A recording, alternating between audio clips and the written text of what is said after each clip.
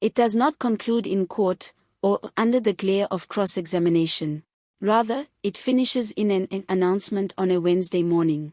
A life characterized by strife, leadership, controversy, and outstanding legal issues comes to an end before the final ruling is given by the justice system. Thamsanqa Brian Hlongwa, former member for the Health Department in Gauteng, has passed on.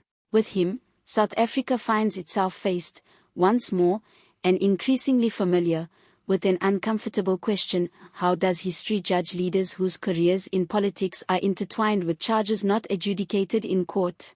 The ANC and the government of Gauteng province have confirmed the death of Hlongwa, who passed away from an illness. In measured words, the ANC eulogized Hlongwa as an unswerving believer in the ideals of the African National Congress and the struggle for a united, non-racial, non-sexist, democratic, and prosperous South Africa. However, this was an occasion of mourning, reminiscence, and commemoration of an agitprop who was schooled in the heat of politics of resistance within the ranks of the liberation movement. It was, however, an occasion of reckoning too within broader societal spaces, because Hlongwa's name transcends the story of the struggle itself, because his name is inscribed within some of the most painful moments of post-apartheid governance in Gauteng province. His passing is expected to occur only months before he was set to go to trial for charges that relate to corruption and fraud in tenders during his time at Gauteng Health.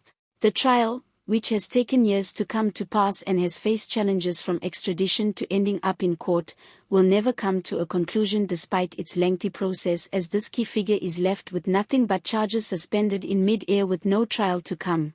According to the National Prosecuting Authority, the charge against Hlongwa and his accomplices resulted from allegations of corruption between 2006 and 2010. These were the years he served as the Gauteng Mech of Health. The allegations are based on the amount of more than 347 million irregular payments made through the department during this period. The allegations indicated a situation where the boundaries between fulfilling a public office duty and doing so in the interest of personal gain were blurred. The NPA claimed that gifts of a significant nature, including travel and lodging, were exchanged with public officials. Further, that the funding of private property projects, like renovations and the building of private homes, involved corrupt arrangements that related to the contracts of the Department of Health. These were not mere administrative irregularities. These allegations challenged the very foundations of good governance and accountability within the department that provided services fundamental to life and death. Though the court case was set to go forward, it was rescheduled in order for an extradition request of a key co-defendant, Richard John Payne, to proceed in the United Kingdom. A suspect in an elaborate web of corruption with several other business leaders and ex-public servants for draining the vulnerable healthcare system of its already scarce resources, Payne is a United Kingdom national. Hlongwa was facing trial alongside co-accused businessman Raytal Kingdom Lawine, businessman Mandaronan Pell, former Executive Support Program Director Obaking Stephen Makwevo, former Head of Department Sibinjal Nomvolo, former Supply Chain Management Director Valda Sanjani Romano, and former Head of Department Abdul Kalam Muhammad Mahmoud Rahman. 7 entities were also charged. The passing away of Hlongwa means that the matter will be prosecuted against others, but a key political leader will never be required to respond to these specific charges.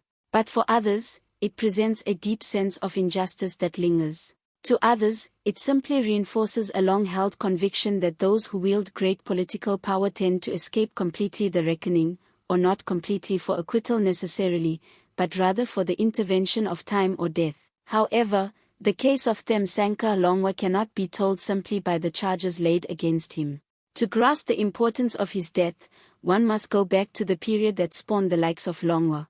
The ANC labels him part of the generation of young lions, radical youth activists who matured during the brutal last decades of apartheid. With role models such as Steve Biko and the hard experience of the violence of the apartheid regime behind them, these men and women embodied idealism and rage in equal parts, and carried these into the new era of democracy. The ANC reports that Hlongwa became actively political in 1979 or 1980, when the price of activism was very high indeed. He was raised in the Soweto area of South Africa, where political awareness was not an abstract notion, but rather a pragmatic requirement for simple survival. The party also claims that Hlongwa was subsequently included in the security apparatus that was formed to safeguard Nelson Mandela after his release from prison. It is significant that it was apparent that this level of trust and intimacy existed between him and the leadership of the movement. After 1994, Hlongwa, like many others from his era, moved from being an activist to an administrator. In 1996, he joined the public sector, and in 1999, he was appointed to oversee the corporatization unit at the City of Johannesburg. He later became an ANC councillor and member of the mayoral committee, with many perceiving him to be a politically astute and ambitious individual. He had, by 2006, attained one of the highest-ranking positions in the province, as he was MEC for Health. This portfolio had enormous power, as he had huge budgetary control, with systems under his purview that influenced the lives of millions of citizens. This was also one of the portfolios that could easily be abused, with huge procurement, outsourcing, and infrastructure needs to keep hospitals and clinics operational. Hlongwa's stint as health MEC was later eclipsed by two significant controversies, namely, allegations of corruption and Life Isidimeni tragedy, though the tragedy occurred after his tenure as health MEC. In 2018, in response to widespread public outcry and political pressures, Hlongwa resigned as health MEC just before a statement by the ANC's Province Executive Committee relieving him of any public leadership positions. Life Isidimeni is still one of the saddest moments in South Africa's democratic history. A total of 144 mental health patients died due to being relocated from a government facility to ill-equipped NGOs. Hlongwa was certainly not alone in his position in being linked to the failure that caused those deaths, but being involved in that department before helped to ensure that his legacy in politics would in part be linked to the tragedy. In this regard, it is rather interesting that the statement by the ANC following his death centered less on his controversies than his accords. His background as a revolutionary, his fidelity to the party, as well as his role in the administration, formed the central part of this document. Again, this is part of the incongruity of liberation politics in South Africa in how it honors its heroes. For corruption victims, for families whose loved ones suffer because of incompetent health delivery systems, and for citizens who witness the sluggish process of justice delivery, Hlongwa's passing may represent the closure of a door in search of answers. An accusation is just that. The evidence has not been proven or even explored. On both sides of the controversy, people are left in a state of limbo that a verdict offers. On the other hand, death also comes with its own finality. Death brings an end to legal cases, but it does not bring an end to conversation and debate. In South Africa, history has a long memory, and thereafter, scrutiny does not just cease to exist because a particular individual has died. The mention of Thamsanqa Brian Hlongwa's name is bound to feature whenever mention is made of state capture and provincial failures, as well as the Life Isidimeni saga. His death also triggers concerns about accountability timelines. In most cases of corruption, it may take years for such matters to get to court.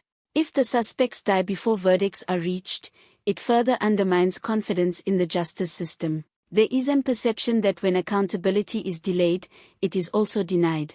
For the ANC itself, Hlongwa's death is both a loss and a warning, the loss of a cadre who has been shaped in consequence of the liberation struggle, and the reminder of the reputational toll that unresolved allegations against senior leaders carry with them. The specters of leaders such as Hlongwa hang ominously in the wings during times when renewal is in prospect. Thamsanqa Brian Hlongwa will be remembered for a complex set of reasons. He may be seen by one set of people as a disciplined activist and a product of a violent generation who worked his way up through the ranks and into government. By another set of people, he may symbolize a moral drift that followed liberation, one in which power was seen as opportunity and in which public office was conflated with private profit. He may also be remembered for being a young lion of the struggle generation and a seasoned politician who retired with a cloud of too serious allegations hanging over his head. His passing marks the end of one chapter, but not necessarily a closing of the book. Ultimately, the Thamsanqa Brian Hlongwa story, as significant as it may be to one man, represents something larger as well.